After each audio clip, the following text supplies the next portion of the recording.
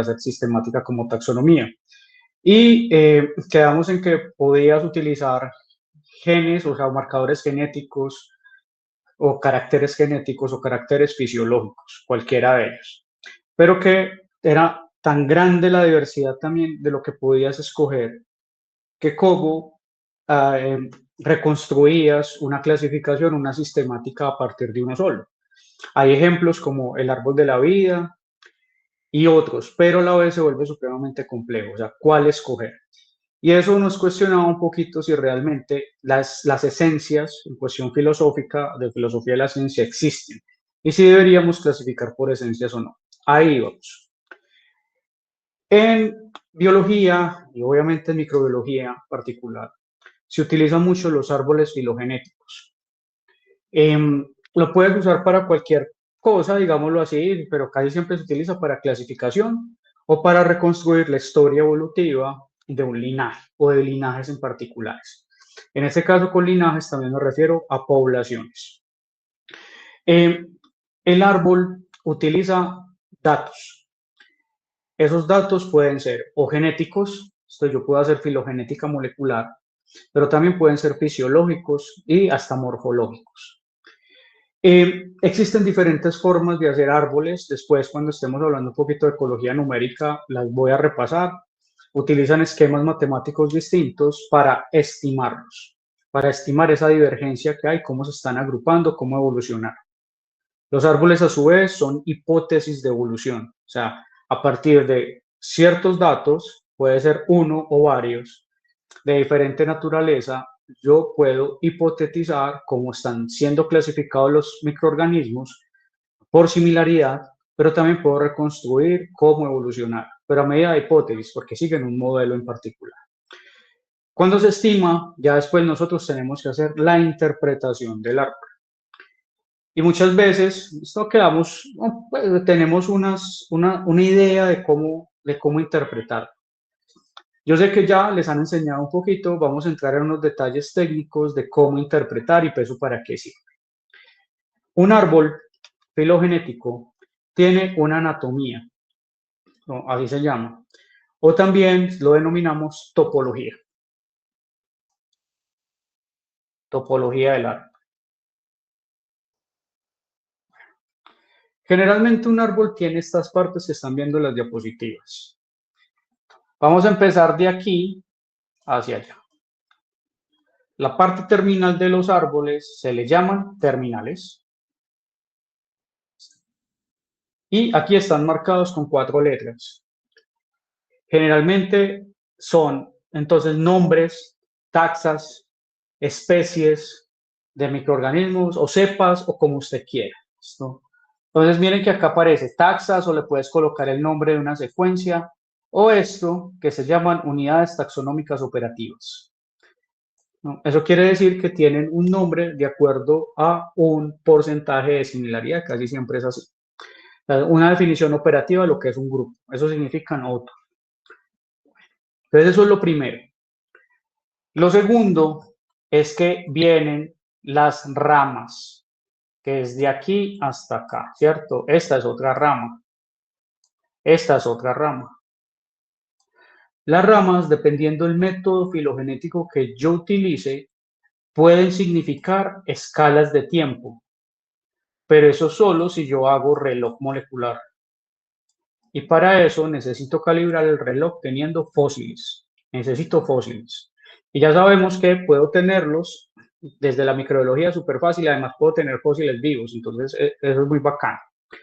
Entonces yo calibro el reloj molecular y digo, vea, esta diversificación ocurrió en este tiempo. Pero otros tipos de métodos filogenéticos lo que te están cuantificando con la longitud de la rama es el número de cambios en los caracteres moleculares. En este caso podemos hablar de nucleótidos o aminoácidos. Entre más larga sea la rama, más cambios tiene con respecto a las otras. En este caso, la rama más larga es la de la terminal D. Ella está acumulando más cambios que la terminal C. Es distinta. Tiene más cambios, eso es lo que significa. Este tipo, entonces, de terminales que se utilizan y que tienen muchos cambios y se utilizan como una especie de control en el árbol, esto, claro, te va a salir en una rama muy aparte, muy distanciada filogenéticamente de las otras, porque es muy distinta. Esto se llama o se puede denominar grupo externo, también denominado outgroup, grupo externo. Me disculpan en la letra, pero ustedes saben que esto no escribe muy bien. Sirve para qué? Como un control, digamos, negativo, ¿cierto? O sea, si yo estoy estudiando un conjunto de taxas que se parecen, yo puedo escoger uno con datos moleculares que no se parezca tanto para que, ¿cierto? Yo mida que el árbol me quedó bien hecho. Y mi hipótesis es que lo va a sacar. Cada uno de esto de acá o esto se llaman nodos. ¿No? Y lo que te indican es que en cierta medida, donde la secuencia fue variando, va variando, cambiando, cambiando, acumulando cambios, hubo un momento en donde hubo especiación. Se dividieron. Se dividieron y pudieron formar nuevas especies. O nuevos grupos. Esto así no lo llamemos especies por ahora. Entonces hay un evento que de hecho se llama cladogénesis, se forman nuevos clados, nuevos grupos, y fue en el momento en que esa secuencia se diversificó de esta manera. También les tengo que de pronto decir que la longitud de esto, así significa el número de cambios, también reflejan los estados ancestrales de las secuencias. ¿Eso qué quiere decir? Que si yo tengo una hipótesis de evolución y estos microorganismos fueron evolucionando, hay muchas variantes que estaban a lo largo de esta rama, pero solamente la variante entonces que se dividió en este caso y formó un nuevo grupo acá, se llama especiación, cladogénesis, ¿no? Fue la que entonces tuvo ese tipo entonces de bifurcación. Estos son estados ancestrales. Lo que pasa es que no tenemos, o sea, no hay evidencia de que existieron, simplemente es una hipótesis. Que decir, vea, todo esto se fueron reproduciendo y tuvieron muchas variaciones, pero solamente este que tenía estas variaciones se pudo diversificar según la hipótesis que yo construí. Esto después, un árbol puede ser enraizado o no, puede tener una raíz. Y esa raíz dependerá del método filogenético, pero la raíz te dice que esto tenía un ancestro y que lo puedes pegar a otra, ¿cierto? Otras ramas, etcétera, para seguir entonces estudiando su diversificación, su evolución y cómo lo puedes clasificar. ¿Tienen alguna pregunta con esto?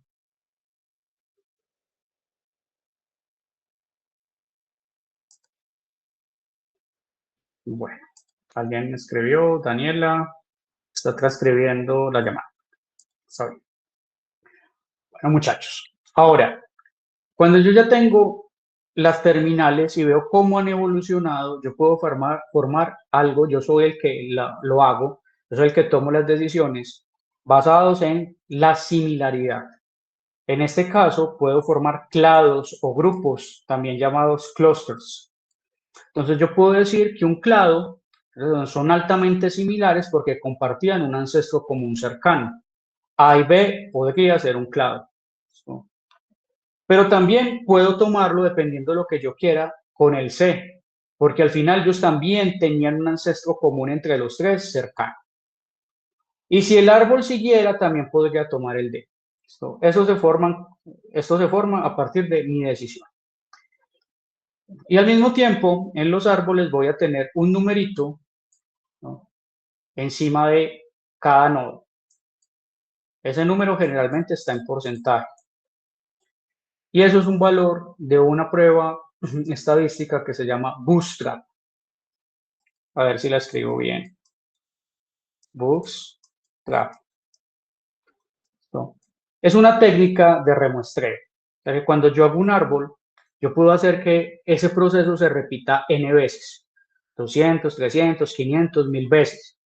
Lo va reconstruyendo cada vez. Entonces, repite, repite, repite, repite, hasta el momento en que como que va corrigiendo algunos errores. Esas son técnicas de remuestreo en estadística.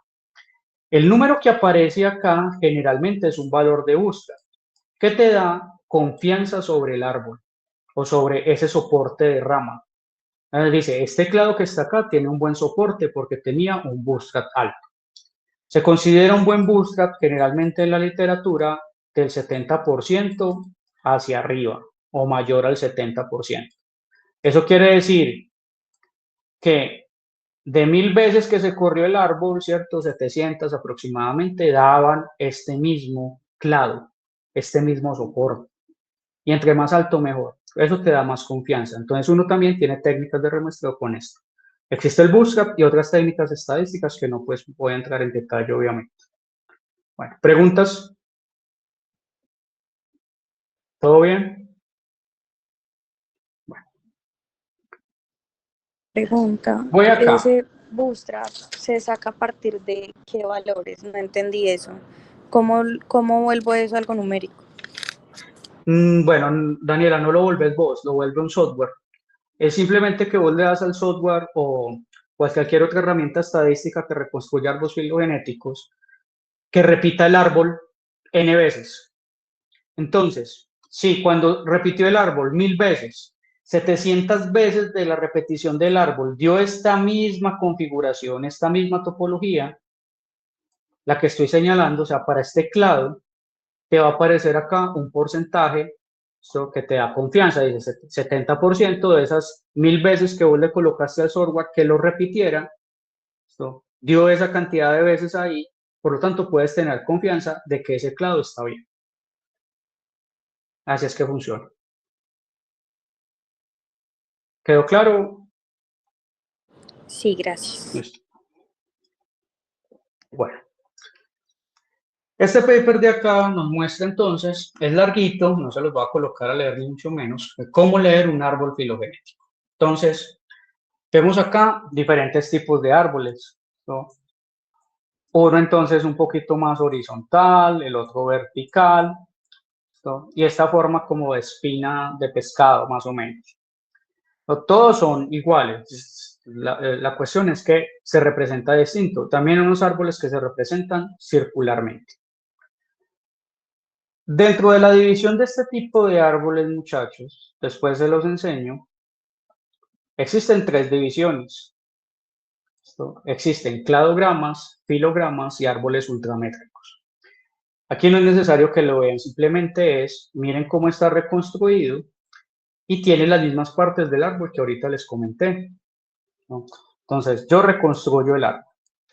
Utilizo softwares especializados para hacer eso, pero necesito el insumo, los datos serían secuencias, alineamientos principalmente, si voy a hacer filogenética molecular.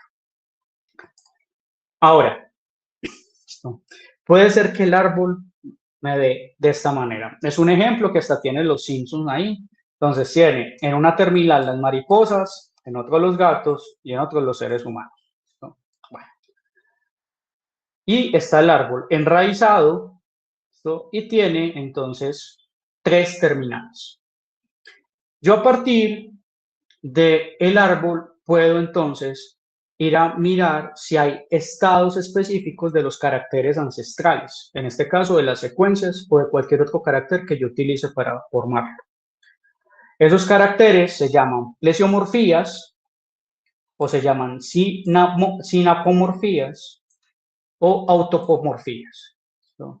Bueno, las plesiomorfías, en este caso, es el estado ancestral o primitivo del carácter. Generalmente es la parte más alejada del árbol, ¿no? Y aquí pueden estar en la parte baja, ¿no? O en la raíz, digámoslo así. ¿No? Vienen las sinapomorfías, que significan que son caracteres apomórficos. Eso quiere decir que hay una novedad evolutiva. Entonces, si ellos se van diversificando, en algún momento hay una novedad evolutiva que puede llevar, ¿listo?, a que todos ellos compartan esa misma novedad. O sea, en este momento de este linaje que se va diversificando, por acá hay una sinapomorfía. Eso quiere decir una novedad que solamente estos dos van a compartir. Y por último, ya es un carácter casi que exclusivo, que lo hace ser ese clado, se llaman autopomorfías. Esto es distintivo de los miembros del clado, de ese linaje, de esa rama evolutiva. Entonces, estos tenían exoesqueleto de quitina, por ejemplo, las mariposas, ¿cierto? Y pues casi que todos los insectos y algunos arácnidos. Bueno, los arácnidos, no todos también. Tienen eso en particular. Ya tocará ver esto de la reconstrucción filogenética si yo soy capaz de detectarlas. Y hay formas de hacerlo, pero también necesito software y necesito mucha información. Pero si utilizo secuencias, lo que me va a decir son estados ancestrales de esa secuencia. Y en este caso, si ellos comparten o no comparten, no hay una novedad evolutiva, serían nucleótidos, muchachos, o aminoácidos. Entonces yo puedo decir, aquí está la novedad, o este era el estado ancestral de la secuencia, o esto es único de este tipo de clado. También les decía que cuando yo reconstruyo, las ramas que van entonces, después se bifurcan en este caso, y acá están los nodos. Esto, muchachos, significa los ancestros. Ancestros que se fueron extinguiendo, hipotéticamente hablando, que en cierta forma después se fueron entonces separando de los otros y formando linajes aparte. Y esto siguió en una línea evolutiva y se seguían separando, hasta formar entonces esta diversidad. Entonces, ojo, estas líneas significan ancestros, ¿no? Y ancestros que en teoría están extintos. Bueno, con los árboles filogenéticos yo también puedo llegar a formar 3 tipos de grupos y soy yo el que los forma dependiendo en cómo los tome de los árboles filogenéticos. Esos grupos también denominados clusters o clados.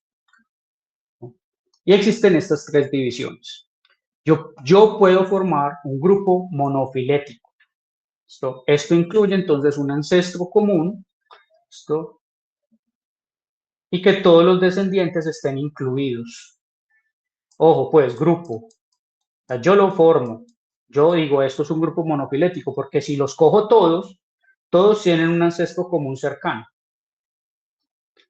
Parafilético, ¿listo? Es que todos tienen un ancestro en común, ¿listo?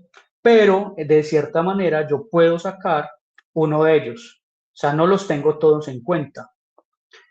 Entonces, cuando yo excluyo un grupo y tomo los otros, pero ellos 3 tenían un ancestro en común, esto lo llamo parafilético.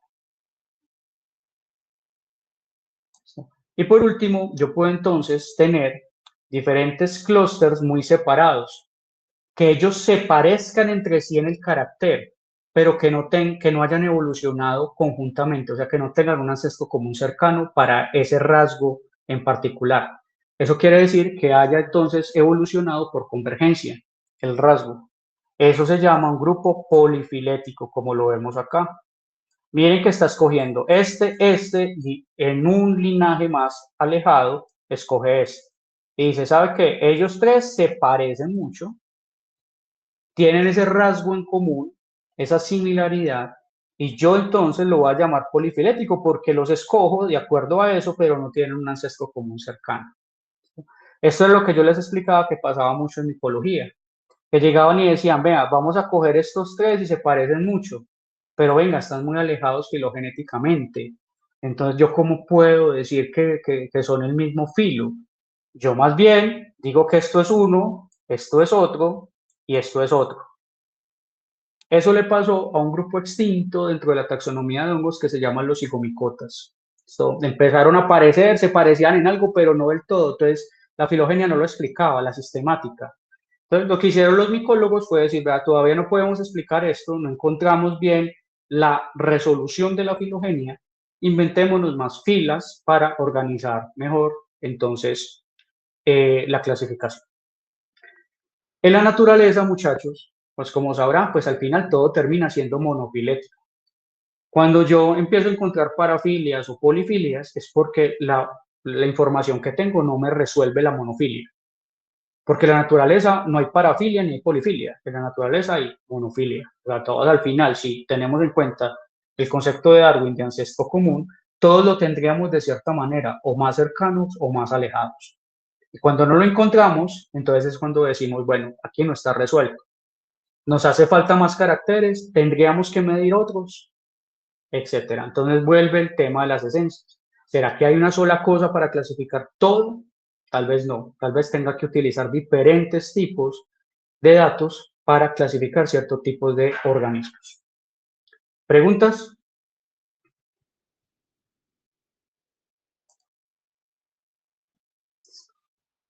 Bueno. Y con respecto a los grupos, ¿qué se puede considerar clado y qué no? Entonces, pues en la parte de arriba, en la primera fila, vamos a tener que podemos denominar como clado. ¿Y cuándo no es un clado? Clado es un grupo que tenga un ancestro común cercano. O sea, un grupo monofilético. Y puede ser solamente una rama. Pues claro, la rama es un representante de un grupo. Al final, pues no lo tengo completo, solamente tengo una secuencia, un carácter de ese grupo. Pero eso también se puede denominar un clado. Pero cuando yo tengo esto, o tengo esto sería polifilia y esto sería parafilia. Yo no puedo entonces, recuerden que para los tomo, todos tienen un ancestro común excepto uno, que pues no se toma, o varios cercanos, pero por lo menos acá está uno, entonces eso es parafilético. Entonces un grupo que es parafilético no es un clado, tiene que ser completo, el ancestro común es el que lo marca. Devolvámonos acá, ¿cierto? Yo les decía, esto es un clado, es porque tiene un mismo ancestro común, esto A y B. Y ahí ve, a veces, si yo me voy más alejado de la filogenia, pues eso significa que también puede ser un clado, ¿no? Entonces, esto no sería un clado, por obvias razones, sería entonces un grupo parafilético, y esto sería un grupo polifilético. Tampoco es un clado. Solamente los clados los denomino así. Y esos clados me dicen que entre ellos hay una similaridad, se parecen en cómo evolucionaron y en ese carácter. Y a eso es lo que yo puedo clasificar como un mismo tipo, utilizando entonces árboles filogenéticos. Y para terminar esta partecita que me hacía falta de la clase anterior, voy a terminar con esta diapositiva. Esta gráfica, que es muy sencillita, ya se las voy a explicar, viene de un libro, que es una nota, que se llama Genomas y qué esperar de ellos. Es una visión un poquito más filosófica, de pues tenemos tanta información hoy en día acerca de los genes, prácticamente secuenciado todos los genes de un organismo o de una población, dependiendo entonces qué esté estudiando. ¿Qué yo debería hacer con ellos? Y con tanta información, ¿hacia dónde me acerco? ¿Me acerco más a las esencias o antes me estoy alejando un poquito más? Bueno, toma en cuenta entonces el concepto de similaridad. Recuerden que casi toda la taxonomía y la sistemática se basa en ese concepto y que puede uno estar jugando. Uno puede decir que dos grupos son parecidos con cierto porcentaje, dependiendo del parámetro que utilice entonces el investigador o la técnica. Entonces dice John Dupree, que es el autor de este libro, es: imagínese que usted tiene dos varillas, ¿no? Y un pedacito de estas dos varillas es distinta, ¿no?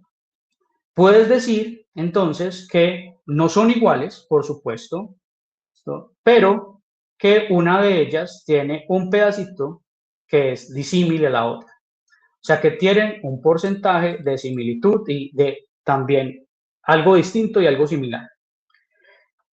Claro, estas deformaciones en las dos varillas pueden indicar que flotan o se hunden, ¿listo? O que se ven visualmente distintas. Miren entonces el segundo ejemplo, el cual coloca dos varillas, pero las divide por la mitad. Cuando ya las divido por la mitad, yo llego y digo, ¿listo? La mitad es similar, o tal vez igual, es muy, muy similar, pero la otra mitad ya es distinta.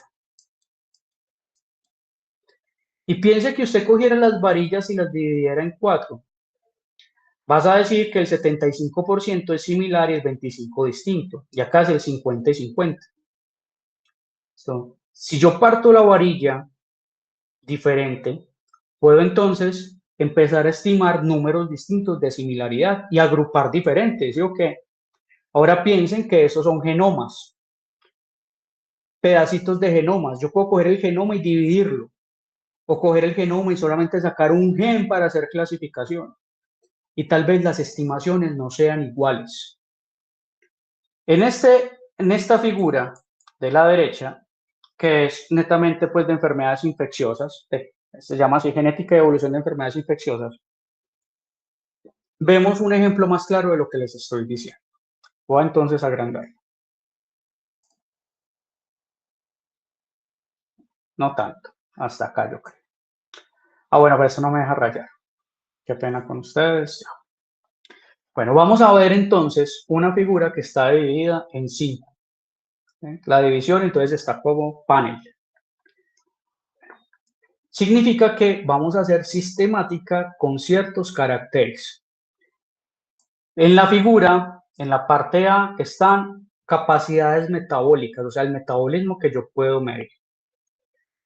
En el B está entonces el 16S, la identidad que tenga, en este caso la similaridad.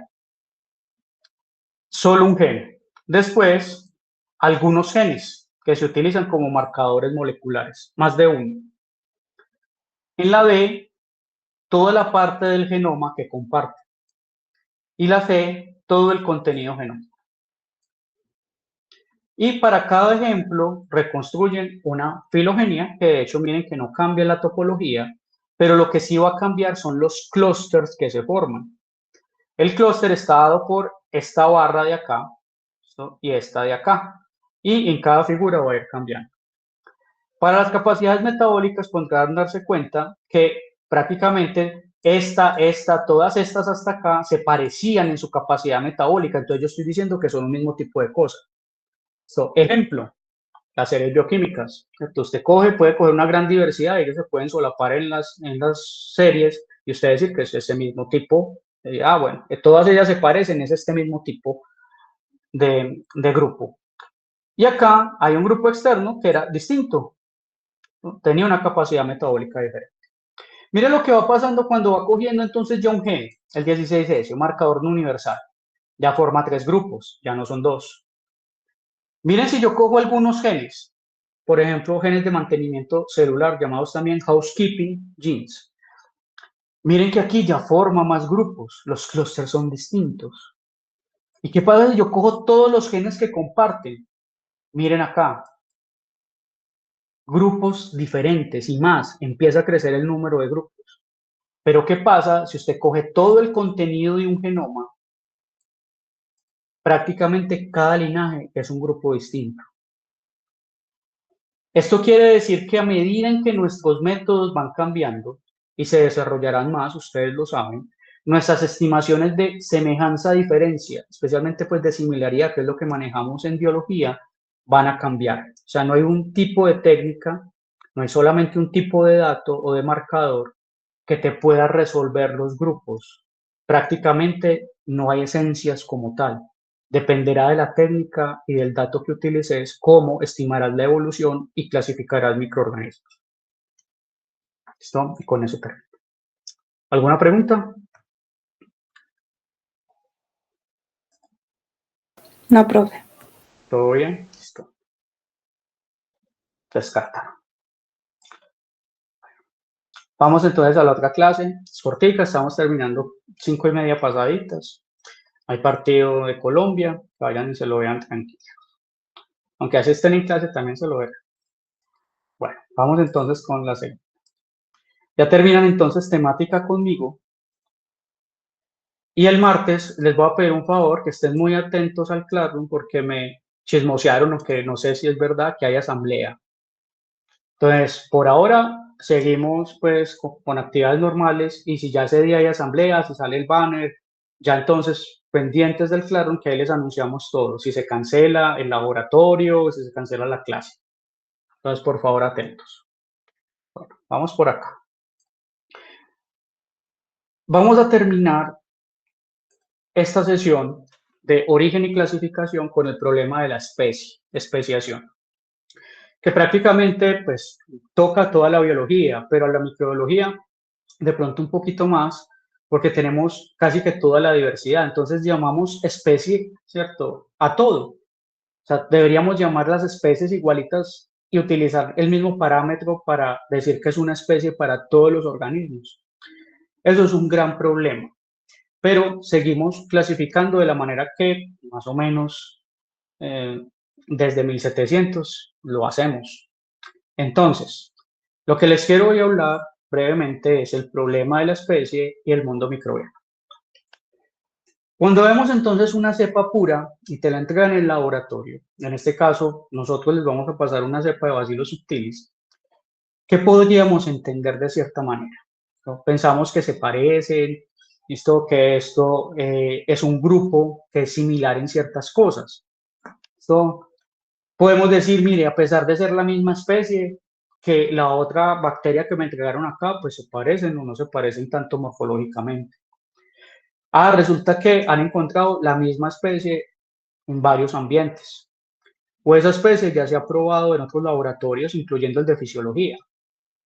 Tengo cepas de esa especie en mi laboratorio. Ejemplo, yo tengo más de 2000 cepas, mentiras, estoy exagerando, como 1000 y punta cepas de Bacillus subtilis o el grupo Bacillus subtilis en mi laboratorio, pues nosotros nos dedicamos a eso. Esto. Hemos observado esa especie de bacteria en diferentes tipos de hábitats, ¿no? Y haciendo distintas cosas. Hay un pensamiento, un efecto psicológico que cada vez que vemos el nombre binomial que viene desde Linneo, género y especie, entendemos que es el mismo tipo de cosas, o sea, que son lo mismo. La microbiología y otras áreas de la biología, por supuesto, se han dado cuenta de que no, parece que no son lo mismo del todo.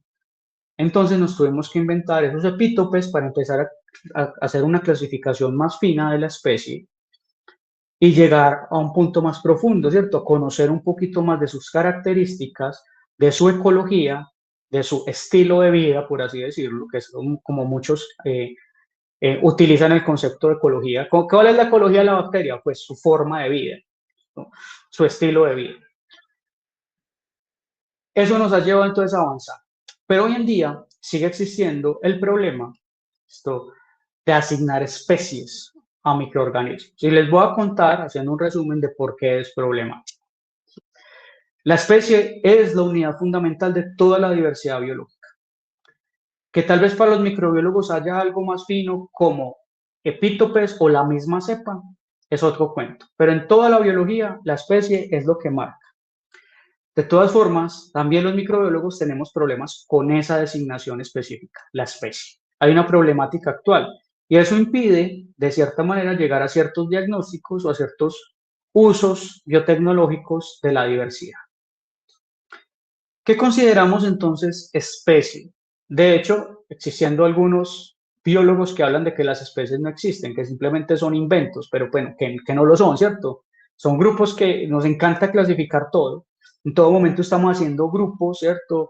Estratos sociales, económicos, de dónde vive, capacidad de endeudamiento, es lo que usted quiera. Los humanos nos encantan hacer grupos. Claro, nosotros nos inventamos la clasificación. Entonces, ¿existen las especies en la naturaleza? Algunos dicen que no, pero existen para nosotros como grupos y son útiles. Son las que las podamos desechar. La especie es una categoría para representar individuos que tiene como fin ordenar un sistema de clasificación. Eso es lo que es una especie en cuestiones pues, de la biología. Y yo lo puedo utilizar de dos maneras. El cual entonces es una categoría taxonómica que es para ordenar. Entonces prácticamente a nivel taxonómico es útil. Te estás dando un nombre a algo y eso que se llame parecido te permite ordenar, dependiendo del carácter que estés utilizando, ¿sí o qué? Y como individuos, individuos miembros de una especie, como somos los seres humanos y otros organismos, decir que es una especie es porque están limitados de cierta manera espacial y temporalmente. Ellos se cohesionan entre sí, o sea, se parecen, tienen cohesión y se pueden reproducir entre sí también. Y participan de procesos naturales y evolucionan. O sea, que una especie cambia, ¿cierto? Eso ya lo habíamos visto desde Darwin. Las especies cambian. Pero miren que acá dicen, están limitados espacial y temporalmente. ¿Y los microorganismos, será qué pasa eso? Si yo puedo encontrar de todo en todas partes, o lo mismo en todas partes. Tal vez no estén tan limitados espacialmente ni temporalmente. Hay cierto grado de cohesión entre ellos, pero no todo. ¿A qué me refiero con la cohesión? La reproducción. Y específicamente en biología evolutiva, esa cohesión es reproducción sexual, ¿cierto? ¿Cómo se cohesiona? Nosotros sabemos que somos especies porque tenemos barreras sexuales. O sea, no nos podemos reproducir con otras especies distintas. Entonces, eso normal en eucariotes superiores. Pero ¿qué pasa con un microorganismo si no tiene, y muchos de ellos no tienen reproducción sexual propiamente dicha, son supremamente promiscuos? Entonces, ¿qué pasa? ¿No? Bueno, y por supuesto evolucionan con el tiempo. Hasta el 97 había aproximadamente, cierto, ya muchos años, 22 conceptos de especie distintos. 22. Prácticamente en el concepto de especie como tal no podemos tener un concepto monista, que de hecho parece ser pluralista, 22 conceptos, o sea que cada concepto se acomoda a lo que quiera el investigador, y sí, más o menos es así. Esos 22 conceptos del 97, que hoy son más, y no han cambiado mucho, créanme, muchos son muy ambiguos y otros se contradicen y otros son supremamente redundantes, se basan en 3 conceptos fundamentales. Esto, primero, podemos llamar especie a lo que se parezca, a lo que tenga un parámetro de similitud. A ese parámetro yo lo llamo parámetro operativo. Se parecen tanto, entonces yo las voy a llamar de la misma especie.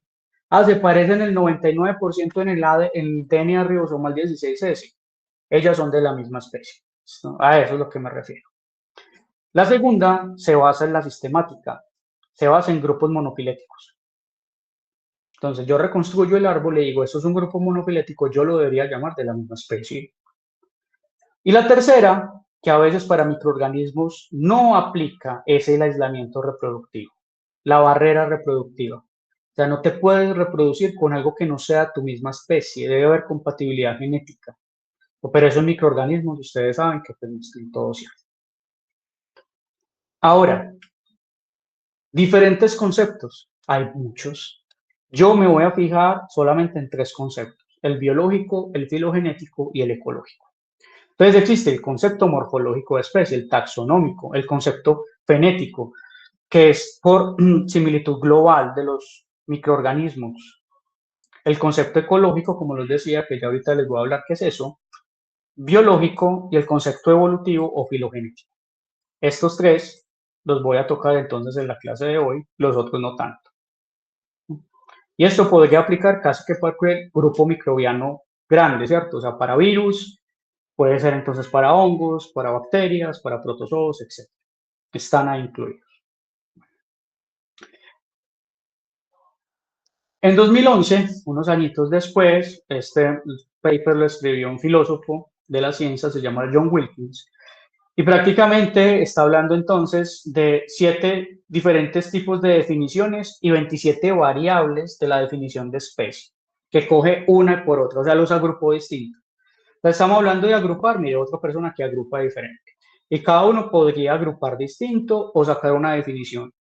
Tanto así, listo, que si hay n+1 definiciones de especies, listo, hay n+1 definiciones de especies en un cuarto que tenga n biólogos o n microbiólogos. Prácticamente cada uno podría tener la suya.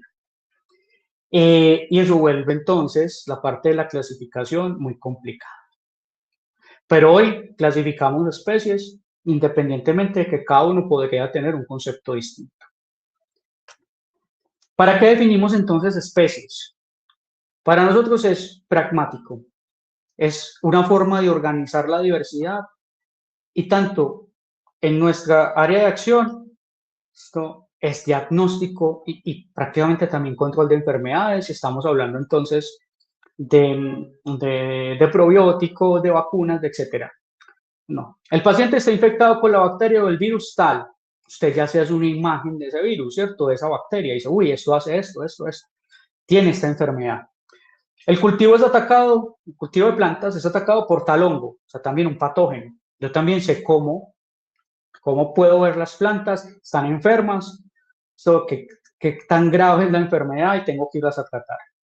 Los microorganismos benéficos que están presentes en este producto, ejemplo, enterogermina, que es, pues, de hecho, pues me parece un muy buen producto.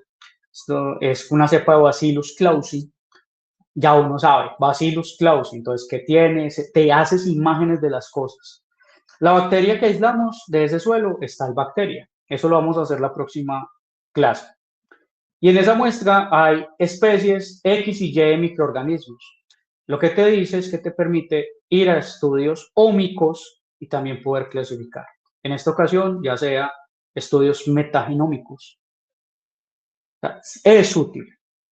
Y es útil porque cuando tenemos esto, consideramos que hay, ¿listo? O que identificamos tipos de cosas. ¿No? Y con eso nos hacemos ideas de que hay diferentes tipos de cosas. En química eso resulta ser muy útil, ¿cierto? Miren la tabla periódica, o sea, definir tipos con base en un criterio es bastante útil.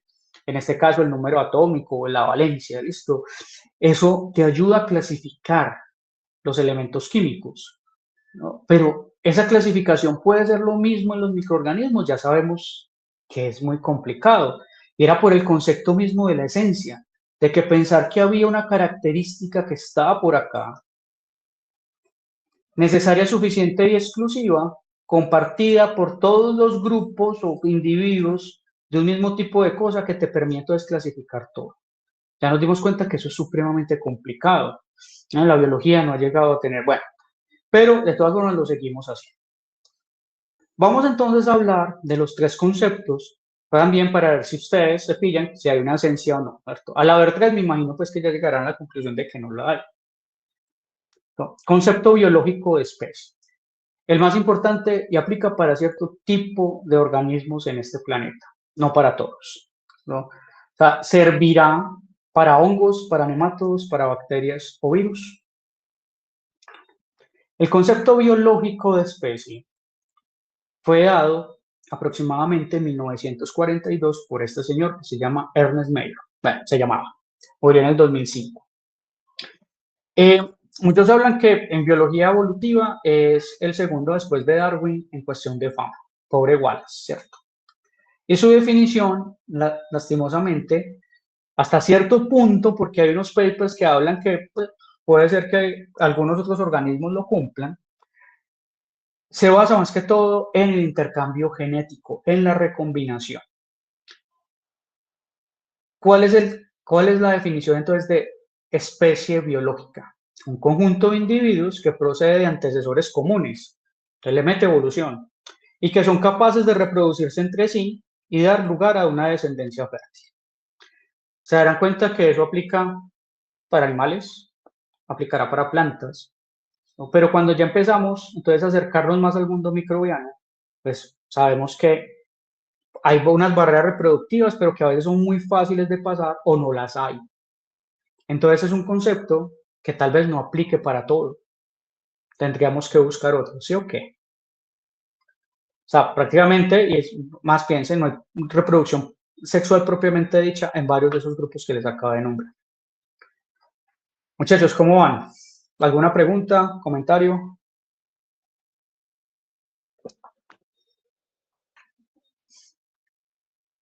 ¿Me están escuchando? ¿Alguien me habla, por favor? Sí, profe. Listo, muchas gracias. Bueno, voy a darles un ejemplo acerca de cuando no el concepto biológico de especie pues podría referirse a microorganismos, en este caso bacterias. Uno de los papers más famosos en bacteriología es este que les estoy mostrando ahí de 1987. Apenas entonces el auge de la biología molecular empezaba entonces a ser muy fuerte y ya teníamos una clasificación, por lo menos bacteriana, pues, muy buena hasta ese momento. Pues hicimos lo que podemos con rasgos morfológicos y rasgos fisiológicos. Estos señores se reunieron entonces en esa comisión, un comité ad hoc, se llamó así, de sistemática bacteriana para saber entonces a qué le estábamos llamando especie en bacterias nomás. Ese es el ejemplo que les voy a dar. Eso llevó a lo que hoy se maneja como concepto oficial de especies en procariotes. Y es el siguiente. Dos cepas bacterianas serán de la misma especie si en experimentos de hibridación DNA-DNA, esto quiere decir que son compatibles, recuerden los experimentos de hibridación, alrededor de un 70% o más. Y así dice el paper, alrededor de un 70% o más. Y la diferencia de la temperatura de melting no puede ser menor a 5 grados entre esas dos cepas. Recuerden que es la temperatura de melting, o la temperatura, ¿cierto?, que se necesita para separar la mitad de las hebras de DNA. Eso es lo que se necesita. Recuerden la hibridación. La hibridación es más o menos esto. Es una prueba pareada.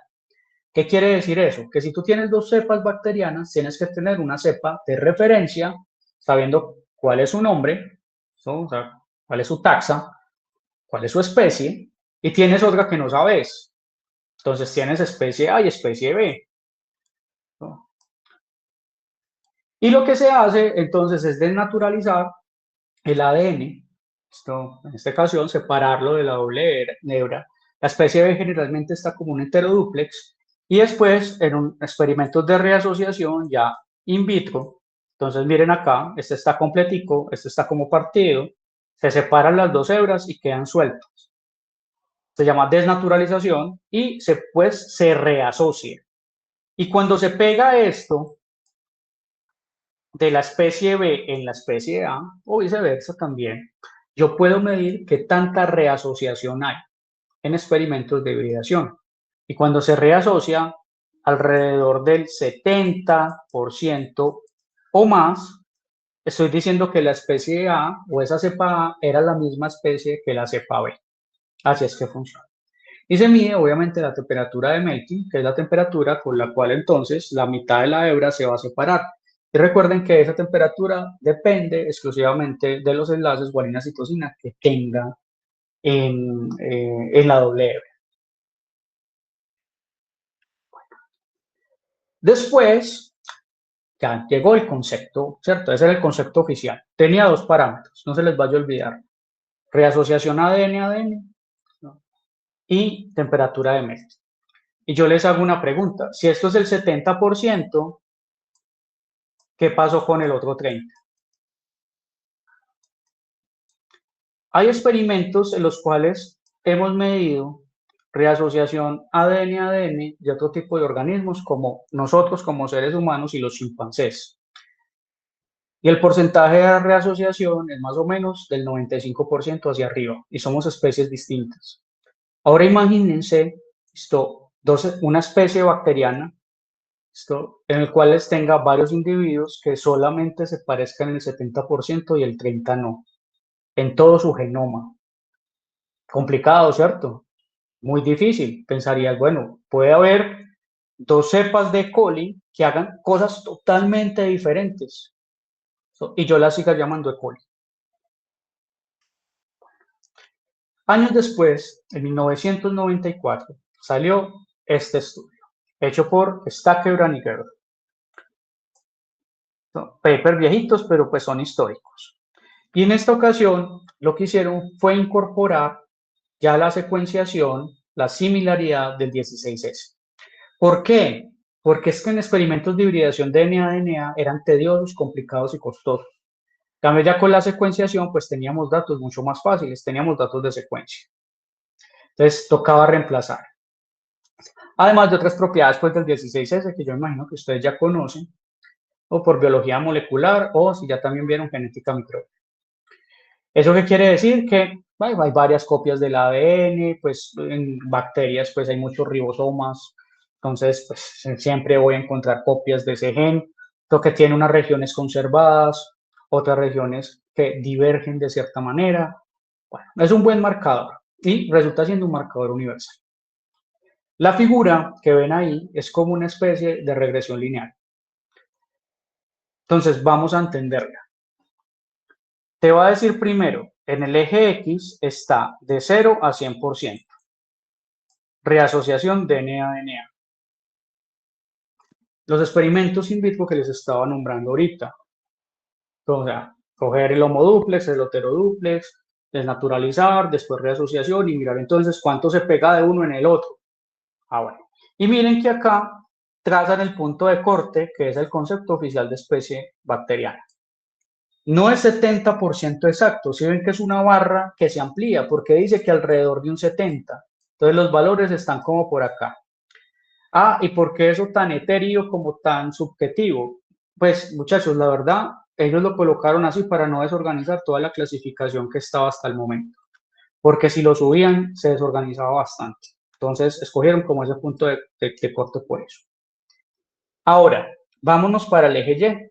El eje Y tiene entonces una escala también en porcentaje, en este caso no está desde el 0, esto está desde el 90 hasta el 100%. Y esto es similaridad. Recuerden que la homología uno la infiere. Uno dice, bueno, ¿qué tan homólogos son? Pero realmente están mirando si se parecen. Bueno, entonces ellos empiezan a medir la reasociación y el 16S tiene los datos de diferentes bacterias. Y empiezan entonces a secuenciar, a mirar alineamientos, qué tanto se parece esta con esta. Entonces, si esta con esta se parece el 80, esta con esta se parece el 90, 91, 92. Lo mismo con la reasociación. Es un análisis de regresión. So, ¿qué se dieron cuenta? Pillen esto. Primero, que porcentajes de 16S superiores al 97%, algunos de ellos daban arriba o se asociaban con el 70. Miren la línea de corte que estoy colocando acá, 97. Y solamente algunos de ellos daban mayor al 70%, que era entonces el punto de corte con la otra técnica. Pero a su vez, ven porcentajes mayores a ese 97. ¿Sí ven acá? Todos estos. Pero estos no sobrepasan el 70% de reasociación ADN-ADN.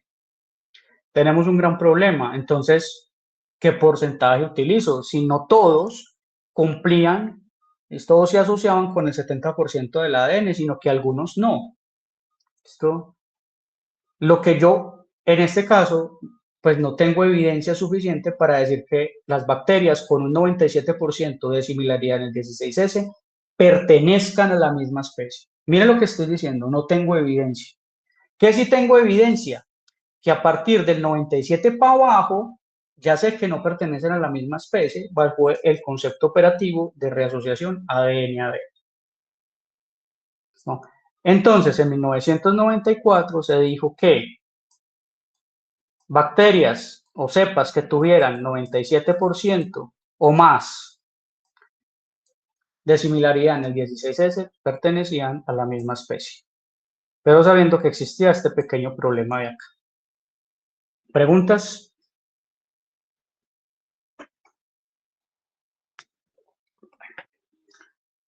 Años más tarde salieron con esto. El mismo Stackelberg tomó más muestras, más bacterias, secuenció, hizo experimentos de hibridación, se gastó un buen tiempo y ya el punto de corte no quedó en el 97. El punto de corte quedó en el 99% de similaridad. Acá. Vuelve a haber el mismo problema. Si hay bacterias que se parezcan en el 97%, eso no se asocia muy bien con el 70%. Hay algunas que lo tienen, pero otras no. Mírenlas acá, ¿cierto? Todos estos puntos. Lo que sí sé es que bajo el concepto operativo, esto menor del 99%, 98 punto algo, miren esto, no pertenecerían a la misma especie. O sea que todavía no tengo seguridad. Hoy en día, este es el criterio operativo para la clasificación de especies en bacterias mediante el 16S. 99% de similaridad en el 16S. Esto, muchachos, que suena un poquito etéreo, es como clasificamos hoy las bacterias. Y cuando yo les digo que se asocian, porque es una gráfica de asociación, es como si fuera una regresión lineal, las dos variables cuantitativas las grafico, me está diciendo que si yo tomo el 99% del 16S, sigue arrastrando el error que veníamos con la hibridación ADN-ADN. ¿Qué pasa con el 30% restante? Si este 99 se fijó con el 70, seguimos clasificando de ese 30%. ¿Qué?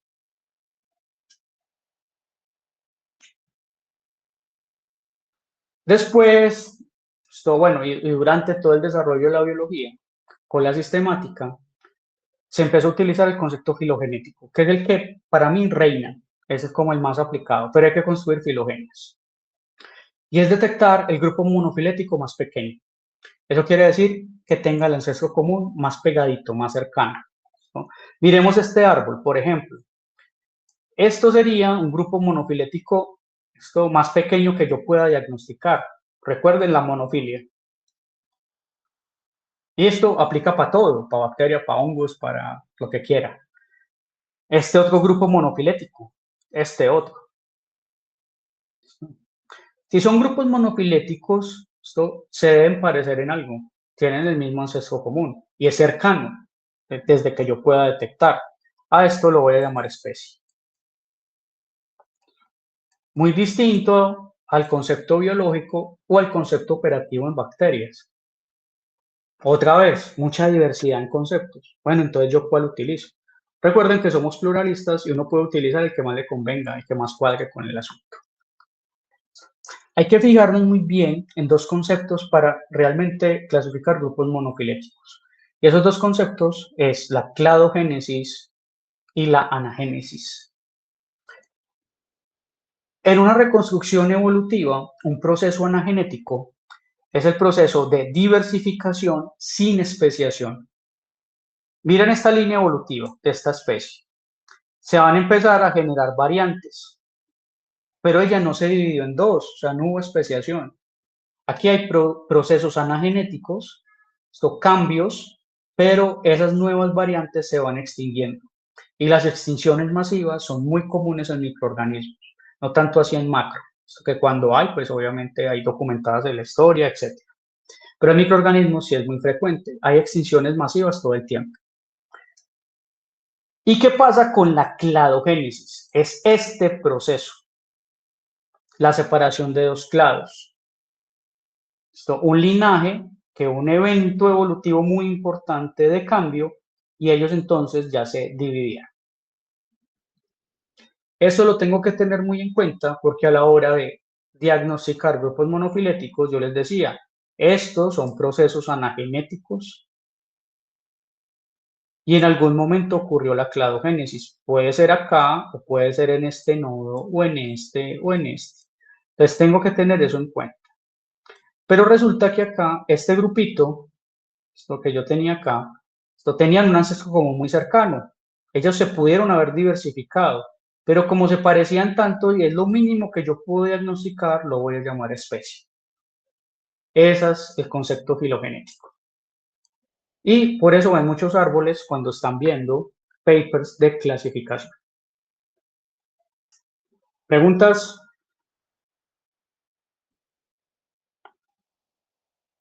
No, profe. Listo, gracias Natalia. Bueno, la anagénesis y la cladogénesis son bastante importantes en ecología, especialmente porque pues, estudiamos interacciones entre diferentes tipos de agrupaciones de microorganismos. Y esas agrupaciones, con lo que les acabo de explicar, los fenómenos anagenéticos y cladogenéticos lo explican. Entonces, entre ecología y evolución, que esto se llama ecología evolutiva, tenemos que estar relacionando cada uno de estos conceptos, que ya lo van a ver con el profe Julián, que son individuos, que son poblaciones, que son comunidades y que son ecosistemas, con procesos de diversificación, de extinción y de especiación, basados en hipótesis filogenéticas. Bueno, y viene entonces el último concepto que vemos hoy, que es el concepto ecológico. Recuerden que hay un montón más. Bueno, el concepto ecológico se basa en la ecología, en el estilo de vida, en cómo aprovecha los recursos y cómo vive ese microorganismo y cómo su interacción obviamente interactúa con otros, ¿no? Es diagnosticar grupos que exploten un mismo nicho ecológico, palabra que después van a entrar a ver en las próximas clases.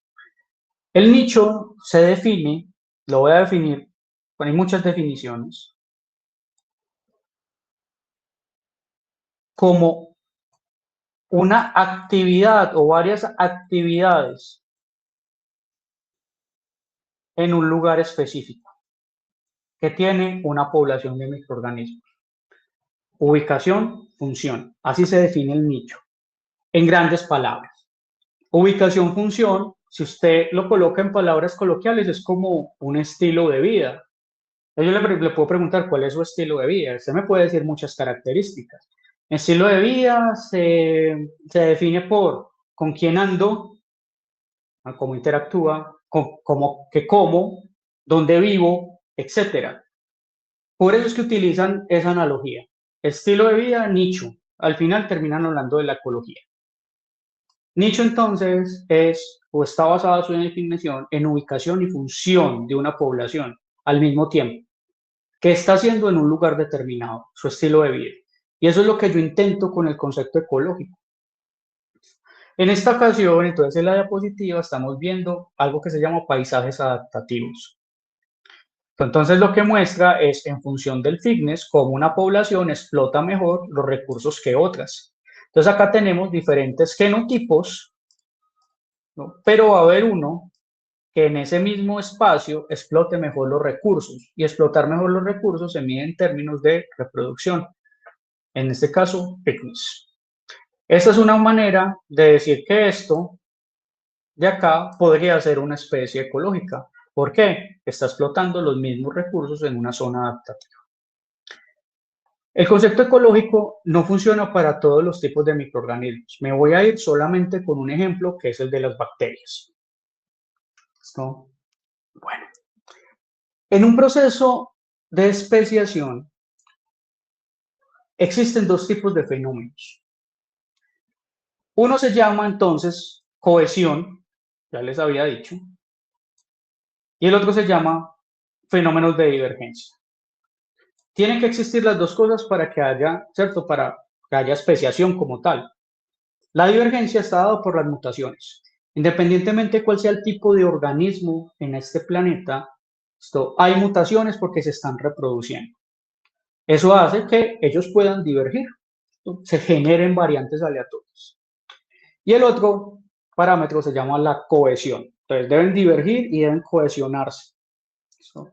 Si se cohesionan, pues en eucariotas superiores es muy fácil. ¿Qué es lo que nos trae cohesión? Que no nos podamos reproducir con nadie más, sino con nosotros mismos. Por eso somos una especie. Eso se llama barreras reproductivas. Pero eso no ocurre en otros microorganismos, incluyendo las procariotas. No hay barreras reproductivas. Entonces, ¿cuál será el factor de cohesión? Y ese factor de cohesión es la selección natural periódica. Y ya les voy a explicar cómo ocurre. Este tipo de concepto fue desarrollado desde ya principios de los 2000 por miembros de un equipo de trabajo de la Universidad de Wesleyan University en Estados Unidos.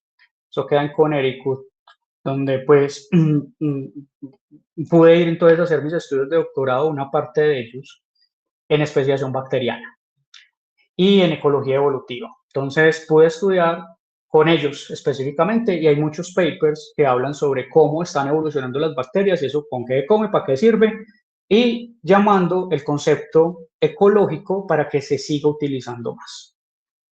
Bueno, ¿y ese concepto ecológico qué es? Bueno, primero, es ver la especie, por lo menos en procariotas, como algo, un concepto más natural y no tan operativo como se los mostré ahora. O sea, no hablar de porcentajes, sino hablar de otras cosas, de otros fenómenos que están involucrados ahí. Ese tipo de definición es una definición más fina de lo que es especie en bacterias. Y también podría aplicar a otros tipos de poblaciones microbianas. De hecho, el concepto nace de la ecología vegetal y es el ecotipo o tipo ecológico o es un epítope que se denomina ecobar. Tipo ecológico. Bueno, eso ya se utilizaba en taxonomía vegetal. Entonces uno busca ecotipo y aparecen cosas de plantas. Pero ya también uno busca ecotipo y ya aparecen cosas de bacterias. ¿Qué son los ecotipos? Entonces, fíjense muy bien cómo voy a explicar la figura. Entonces, primero va a haber un hábitat, o sea, un lugar donde diferentes tipos de poblaciones de bacterias representadas con 3 colores distintos sobreviven y se reproducen. y lo hacen de manera distinta. Están ubicados en diferentes partes de ese hábitat y tienen funciones distintas. Eso quiere decir que tienen nichos diferentes.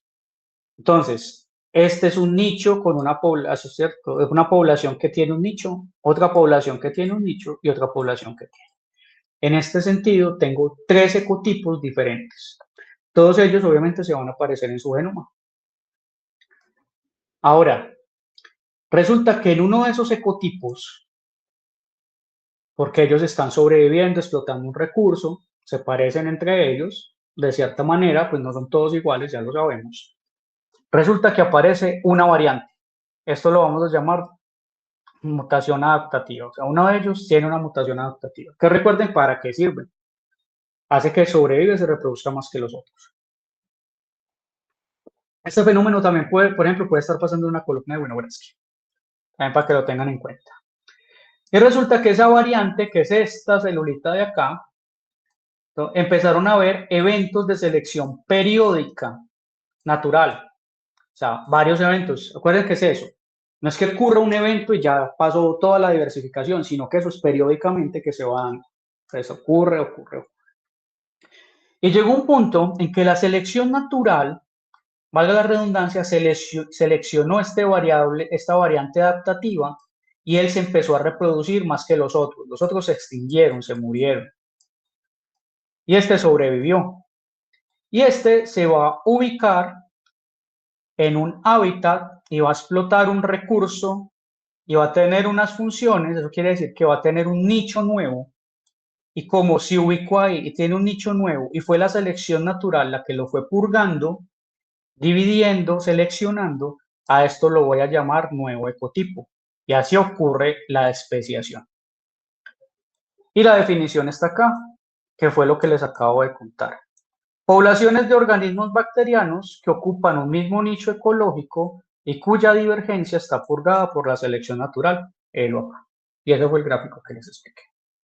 ¿Preguntas?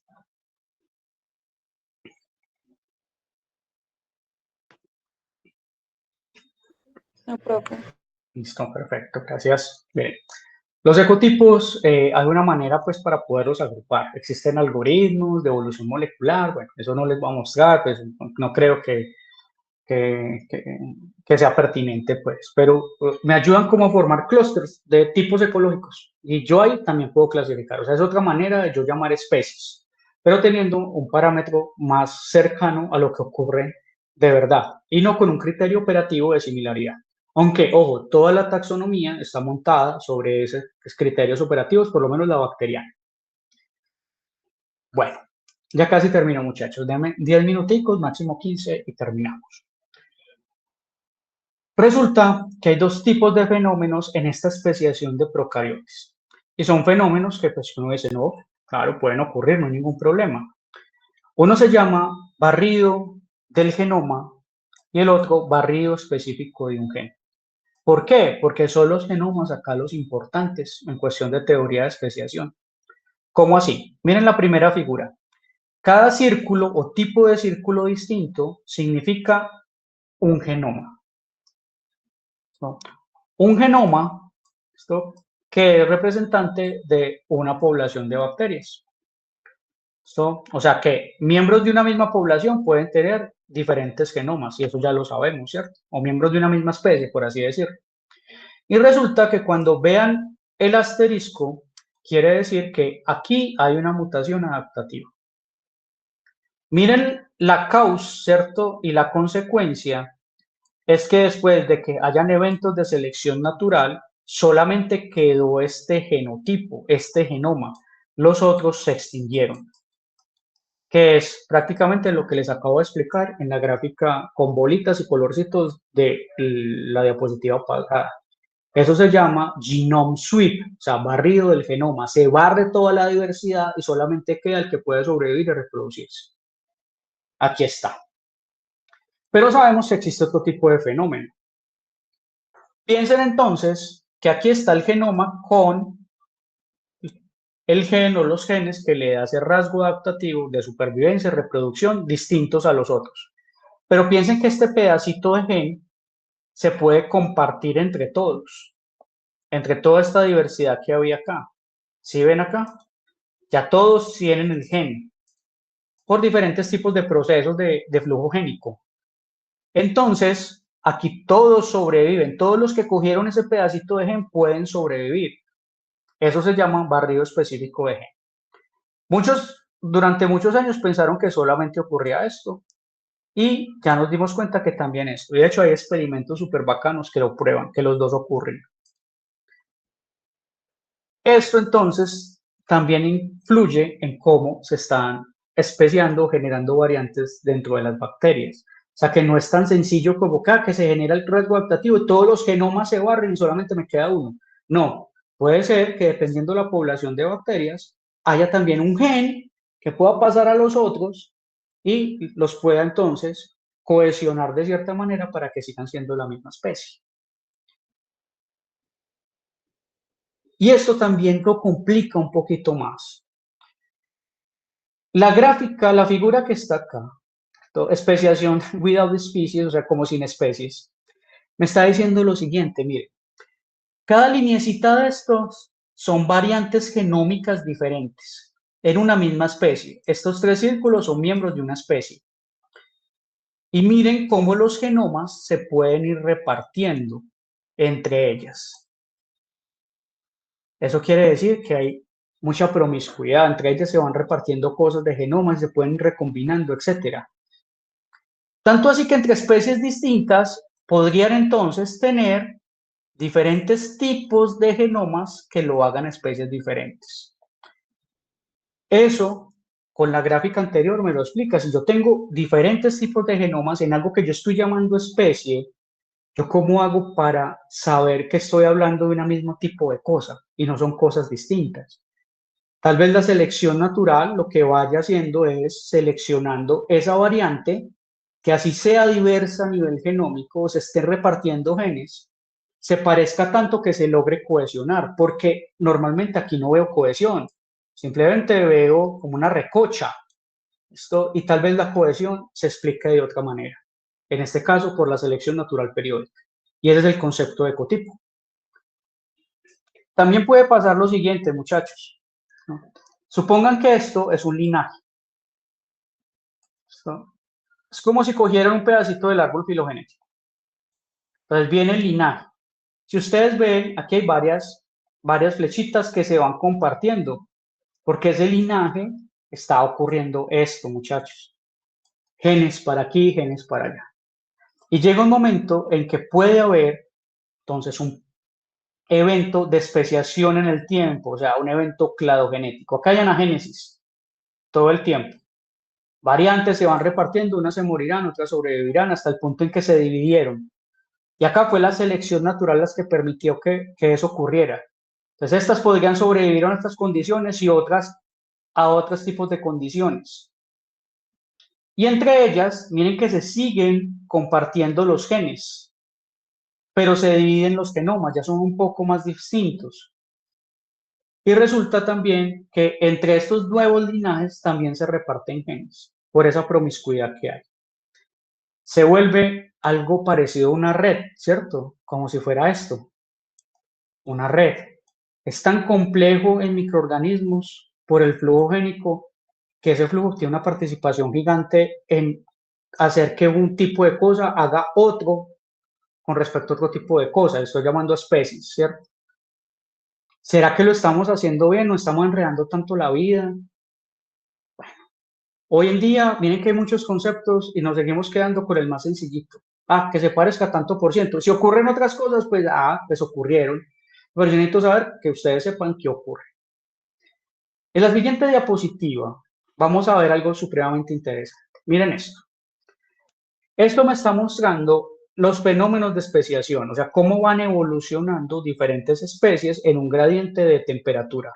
El gradiente está acá más abajo. De menor temperatura, ¿cierto? Más poquita más. Mírala acá. Y miren que esto parece ser un factor de selección, porque aquí tenía esta diversidad y esa diversidad se fue seleccionando que quedaran más poquitas. Al final, estas variantes son las que sobrevivieron a esta temperatura. Resulta que el árbol me deja entonces detectarlas y tal vez esos son procesos cladogenéticos que hagan que yo esté estudiando especies diferentes. Miren esto. Entonces empiezo con tres. Mírenlas acá. Con tres grupos. Cada forma, ¿no?, es una bacteria distinta, o sea, cada terminal, que empezaron en una condición. Esa condición fue una temperatura baja y fueron pasando a temperaturas más altas, como un experimento de evolución. Después nos dimos cuenta de lo siguiente, miren, se empezó a diversificar esto de acá y esta de acá completa. Si ven acá que aparecieron nuevos grupitos, de hecho el árbol se expandió y el árbol se expandió porque generó este clado de acá. Eso quiere decir que hubo cladogénesis. Fue pasando y estos se extinguieron. Y la temperatura seguía aumentando en el experimento. Y miren que ya después estos se van a extinguir, todos, en el pasado y acá.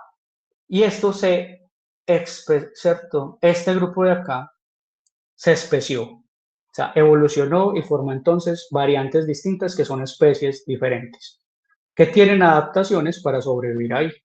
Miren la transición del árbol. O sea, que el árbol sí me está mostrando cómo evolucionan los microorganismos en este caso, bajo un factor de selección. Y si ven que este factor de selección se asocia con la selección natural, pues el concepto de ecotipo tendría más sentido que el concepto operativo.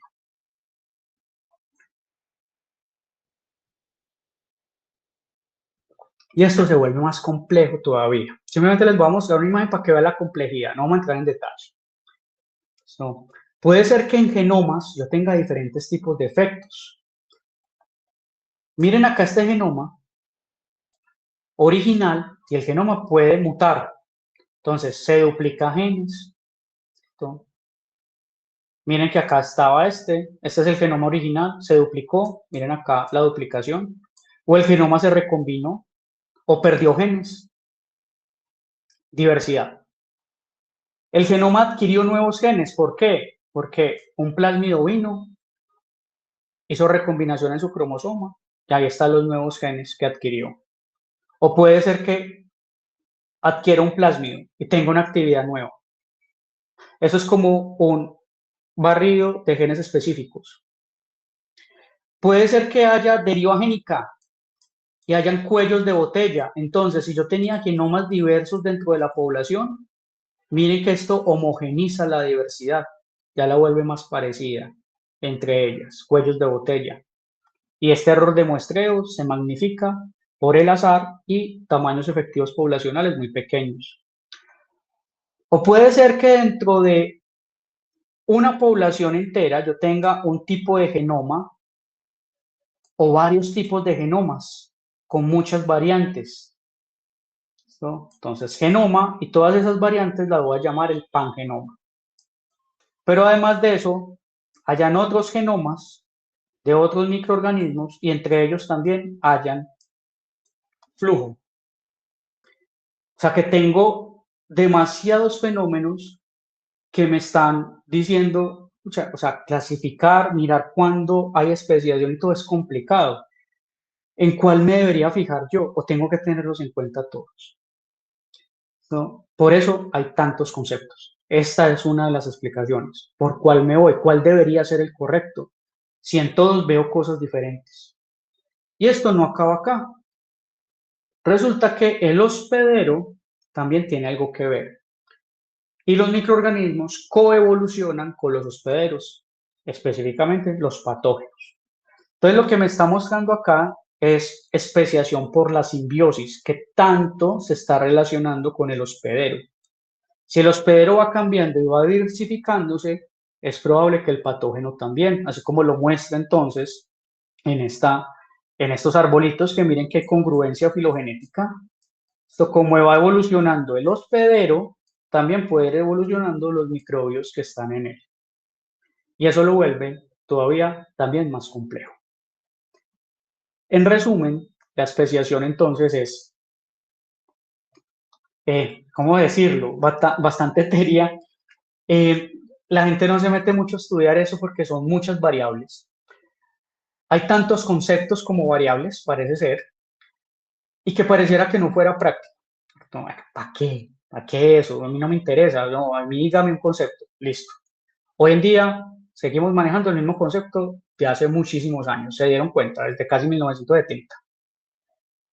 Pero quiero que piensen en que hay más conceptos y piensen en cómo estamos hoy clasificando especies de microorganismos.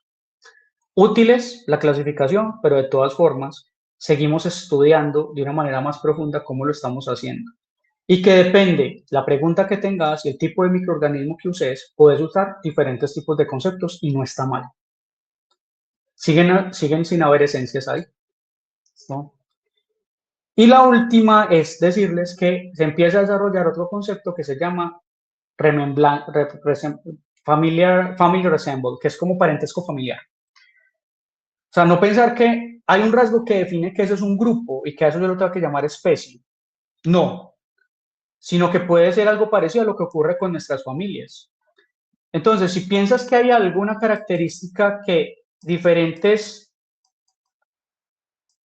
poblaciones tienen en común, esto es lo que se llama el tipo esencial, esta característica es lo que lo define a todos como especie. Tal vez no sea así, tal vez sea más parecido a cómo funcionan las familias.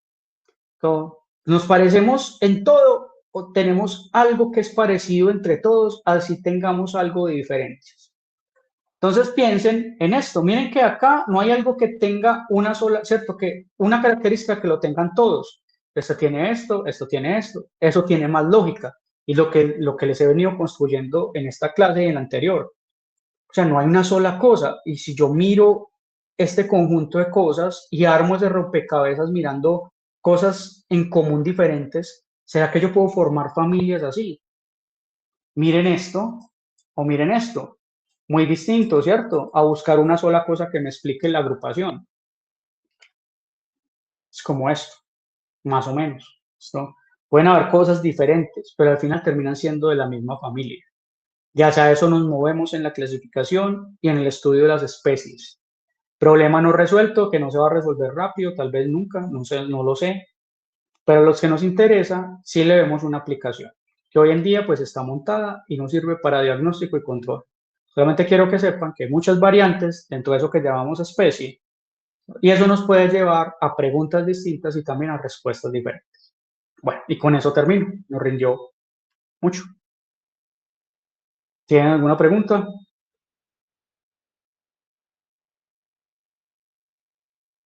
Bueno, listo. Muchachos, conversamos el martes, laboratorio, hasta ahora, pendientes, por favor. Si alguien sabe algo de la asamblea, por favor, súbalo al Classroom. O nos escribe por interno si le da pena para recibir información. Por ahora, entonces, laboratorio grupo 2, la guía ya está montada desde ayer. Interacciones microbianas, ahí ya no tienen que llevar nada, estudien la guía. Hay quiz, vamos a hacer quiz. Grupo 1. Y grupo 2, dentro de este martes en 8, si nada extraordinario ocurre. Entonces, todos muy pendientes. ¿Listo? Bueno. Y el martes, clase teórica con el profesor Julián, presencial. Listo, gracias. Chao, muchachos. Bueno, que estén bien.